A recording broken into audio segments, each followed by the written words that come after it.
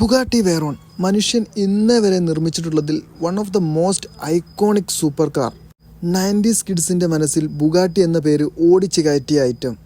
16 സിലിണ്ടറുകളുള്ള ഒരു W16 engine ഒരു കാറിനുള്ളിൽ function ചെയ്താൽ എങ്ങനെയുണ്ടാവും? അതാണ് ബുഗാട്ടി വെയ്റോൺ. ഇത്രയും വലിയ ഒരു എഞ്ചിൻ വർക്ക് ചെയ്യാൻ ഒന്നോ രണ്ടോ അല്ല 10 റേഡിയേറ്റേഴ്സാണ് ഈ ഒരു വാഹനത്തിനുള്ളിൽ കൊടുത്തിട്ടുള്ളത്. പോരാത്തതിന് 4 വലിയ ടർബോ ചാർജേഴ്സും. അപ്പോൾ പിന്നെ പവറിൻ്റെ കാര്യം പറയേണ്ടതില്ലല്ലോ. ഇറങ്ങിയ സമയത്ത് ലോകത്തിലെ ഏറ്റവും വേഗതയേറിയ പ്രൊഡക്ഷൻ കാർ എന്നുള്ള പേര് ഇവൻ സ്വന്തമാക്കി. 1001 bhp of power, 1250 newton metres of torque, 0 to 100 വെറും 2.5 സെക്കൻഡ്, ടോപ്പ് സ്പീഡ് 431 കിലോമീറ്റർ. അതായത് ഒരു സമയത്ത് ഈ ഒരു വാഹനം കമ്പയർ ചെയ്തത് fighter ജെറ്റിൻ്റെ സ്പീഡുമായിട്ടാണ്.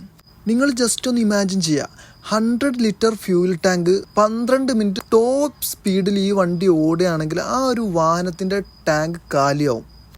At the same time ആ ഒരു 12 മിനിറ്റ് കൊണ്ട് ഈ ഒരു വണ്ടി 100 കിലോമീറ്റർ കടന്നിട്ടുണ്ടാവും.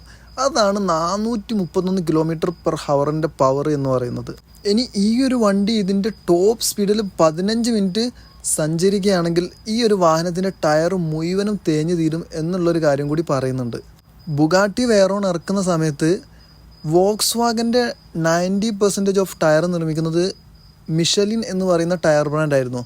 ഈ ഒരു വാഹനത്തിന് 400 കിലോമീറ്റർ മേലെ പവറുള്ള ഈ ഒരു വാഹനത്തിന് ടയർ നിർമ്മിക്കാൻ വോക്സ് വാഗൻ മിഷലിനോട് പറയും. അത് പറ്റില്ല എന്ന് പറഞ്ഞപ്പോൾ മിഷലിൻ കടക്കണിയിലാവുന്ന അവസ്ഥ വരെ ഉണ്ടായിട്ടുണ്ട്. ഇന്നും വാഹനപ്രേമികൾക്ക് ബുഗാട്ടി വെയ്റോൺ എന്ന് പറയുന്നത് അത്ഭുതം തന്നെയാണ്. ഈ ഒരു വാഹനത്തെ പറ്റി എന്താണ് നിങ്ങളുടെ അഭിപ്രായം? കമൻറ്റ് ബോക്സിൽ കമൻറ്റ് ചെയ്യാൻ മറക്കണ്ട. അതുപോലെ ഇതുപോലെയുള്ള വീഡിയോകൾക്കായി സബ്സ്ക്രൈബ് ചെയ്യാനും മറക്കണ്ട. അപ്പോൾ ബൈ.